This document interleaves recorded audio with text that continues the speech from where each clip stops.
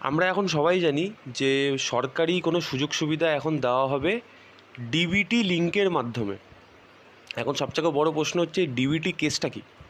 DBT মানে হচ্ছে direct beneficiary transfer link.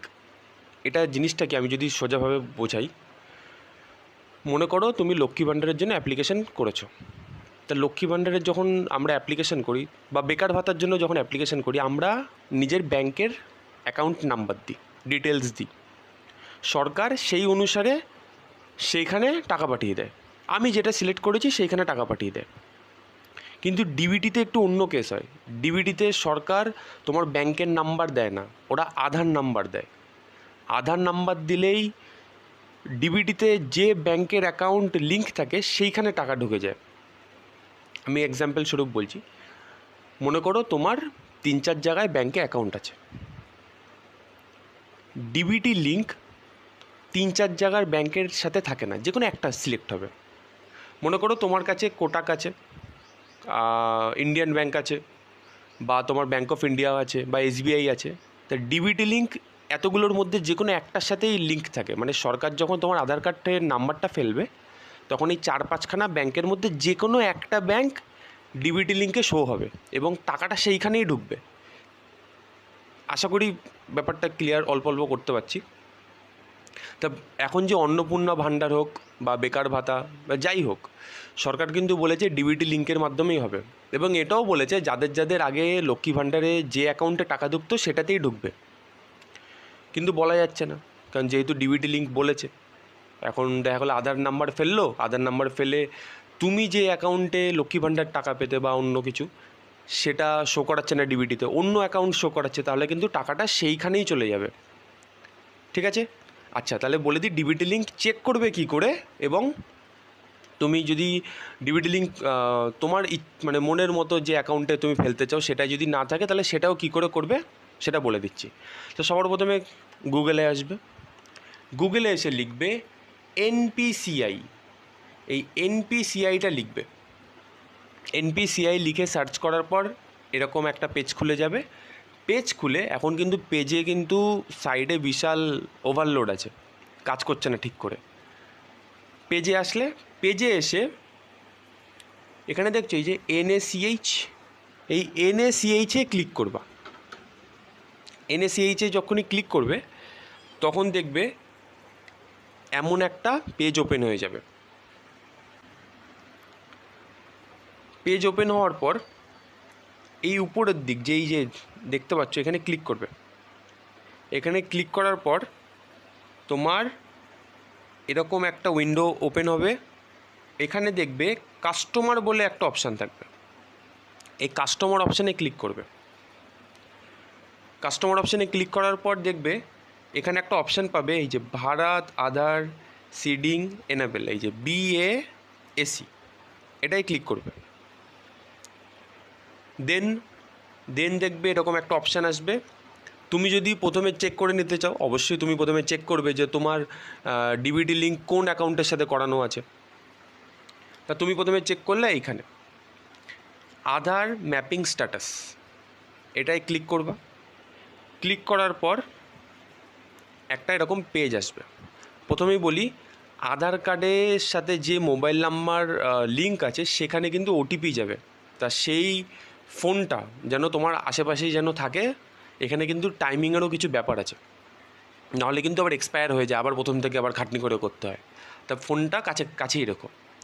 আধার number input করবে, এখানে তোমার আধার নাম্বার ইনপুট করবে। এখানে তোমার ক্যাপচা দেবে, ক্যাপচা দিয়ে চেক স্ট্যাটাসে ক্লিক করবে। ক্লিক করার পর তুমি ওখানে দেখবে একটা পেজ খুলবে, পেজের মধ্যেই দেখিয়ে দেবে যে এই আধারের নাম্বারের সাথে কোন ব্যাংকের অ্যাকাউন্টের ডিবিটি করানো আছে। ওখানে ব্যাংকের নাম দেবে, জাস্ট নামটা, অ্যাকাউন্ট নাম্বার দেবে না, জাস্ট নামটা দিয়ে দেবে। আর ওখানে দিয়ে দেবে অ্যাক্টিভ বলে লেখা দিয়ে দেবে। যদি এরকম দেখে নাও পেজে যে এরকম ব্যাংকের নাম দিয়ে অ্যাক্টিভ বলে লেখা আছে, তাহলে বুঝে নিলা যে তোমাকে সরকার যখন কোনো সুযোগ সুবিধার টাকা পয়সা পাঠাবে তখন কিন্তু ওই ব্যাংকের অ্যাকাউন্টে ঢুকে পড়বে। ঠিক আছে? এবার দেখা গেল তুমি সার্চ করার পর তোমাকে দেখাচ্ছে এরকম কিছু নেই, মানে ডিবিটির লিঙ্ক কোনো ব্যাংকের অ্যাকাউন্টেই নেই। তখন কি করবে? তখন তুমি পুনরায় এই পৃষ্ঠাটায় আসলে, আসার পর এ দেখো এখানে একটা অপশান আছে আধার সিডিং, এই যে অপশানটা এটাই ক্লিক করবে। আগে কিন্তু আমরা এই অপশানে ক্লিক করিনি, আগেরটায় ক্লিক করেছিলাম এইটায়, কিন্তু এখন ক্লিক করব এইটায় ক্লিক করলাম। ক্লিক করার পর আবার একটা পেজ ওপেন হলো। এখানে কিন্তু দেখতে পাচ্ছ এখানে ধরো টাইমার চলছে, দেখেছো? তোমাকে কিন্তু এই পুরো প্রসেসটাই টাইমিংয়ের মধ্যে কমপ্লিট করতে হবে। মানে তোমাকে ব্যাংকের নাম্বার, অ্যাকাউন্ট নাম্বার, যে অ্যাকাউন্টে তুমি টাকা ঢোকাতে চাও সেই অ্যাকাউন্ট নাম্বার যেন তোমার হাতের পাশে থাকে, তোমার যেখানে ওটিপি যাবে সেটাও যেন তোমার হাতের পাশে থাকে, আধার কার্ডের নাম্বার যেন তোমার হাতের পাশেই থাকে, যেন খুঁজতে না হয় কোনো কিছু। তারপর তুমি সবার প্রথমে আধার নাম্বার দিলে, আধার নাম্বার দিয়ে এই সিডিং বলে যে অপশানটা আছে এটাই ক্লিক করবে। তারপরে তুমি তোমার ব্যাংক, কোন ব্যাংকে তুমি টাকা ঢোকাতে চাও তোমার ব্যাংক সিলেক্ট করে নেবে, এখন অপশান দিয়ে দেবে। অপশান দেওয়ার পর তোমার অ্যাকাউন্ট নাম্বার দেবে সেই ব্যাংকের, যে ব্যাংকটা তুমি সিলেক্ট করছো। তারপরে কনফার্ম অ্যাকাউন্ট নাম্বার, মানে দুবার অ্যাকাউন্ট নাম্বার এন্টার করতে হয় কনফার্মেশনের জন্য। করে নিলে, করে নেওয়ার পর তুমি সব কিছু করে এখানে অ্যাকাউন্ট নাম্বার দিলে, এখানে ব্যাংক সিলেক্ট করলে, সিডিং অপশান ক্লিক করলে এবং এখানে একটা টিক মেরে দেবে।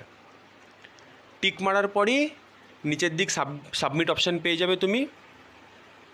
ওটিপি ক্যাপচা দিয়ে সাবমিট করে দেবা, সঙ্গে সঙ্গে ওখানে কিন্তু তোমাকে দেখাবে যে তুমি এই আধার নাম্বারের সাথে কি এইখানে লিঙ্ক করতে চাও। তুমি যখন অ্যাকসেপ্ট করবা সঙ্গে সঙ্গে কিন্তু তোমার আধারে যে নাম্বারটা এন্টার করা আছে সেখানে একটা ওটিপি চলে গেল। ওটিপিটা এন্টার করবে, ব্যাস লিঙ্ক হয়ে যাবে সঙ্গে সঙ্গে, জাস্ট কয়েক সেকেন্ড টাইম নেবে, লিঙ্ক হয়ে যাবে। টাইমিংয়ের ব্যাপার আছে, আবার বলছি টাইমিংয়ের মধ্যে কিন্তু করতে হবে, যদি না করতে পারো তাহলে কিন্তু এক্সপায়ার হয়ে যাবে, আবার প্রথম থেকে তোমাকে খাটনি করতে হবে। হয়ে গেল তোমার লিঙ্ক পুরো কমপ্লিট। আবার বলে দিচ্ছি কিসে সার্চ করবা, গুগলে গিয়ে সার্চ করবা এনপিসিআই সার্চ করে, একটুখানি ওভারলোডিং আছে, এটা CNACH, এইখানে ক্লিক করলে বাদবাকি প্রসেস সমস্ত কিছু তোমাদের বলে দিলাম। এবার মেন কোয়েশ্চেন হচ্ছে যদি ডিবিটি লিঙ্ক না থাকে, সরকার তো বলেছে যে যাদের যাদের লক্ষ্মী ভাণ্ডার যেখানে যেখানে টাকা ঢুকতো সেখানেই ঢুকবে, সরকার অবশ্যই বলেছে, কিন্তু নিজেকে সিকিওর থাকাই ভালো। কি দরকার, হতেই পারে কোনো ফল্ট হয়ে গেল টাকা ঢুকলো না, ওরকম রিস্ক নিয়ে তো কোনো লাভ নেই। আর একটা জিনিস, যদি কারো দেখা গেল যে এখানে কোনো ব্যাংকের নাম খুঁজে পাচ্ছ না কোনোভাবে, হতেই পারে যে তুমি ব্যাংকের নাম সার্চ করছো, সার্ভারে প্রবলেমও চলছে, যদি ব্যাংকের নাম না পাও আর যদি নিজে না পারো করতে, তাহলে কিন্তু ব্যাংকে চলে যাবে ডাইরেক্ট, ব্যাংকে গিয়ে বলবে, ব্যাংকের থেকেই করিয়ে দেবে। ঠিক আছে, আজকের জন্য এইটুকুনি আপডেট তোমাদের দিয়ে দিলাম, দেখা হচ্ছে নেক্সট ভিডিওতে।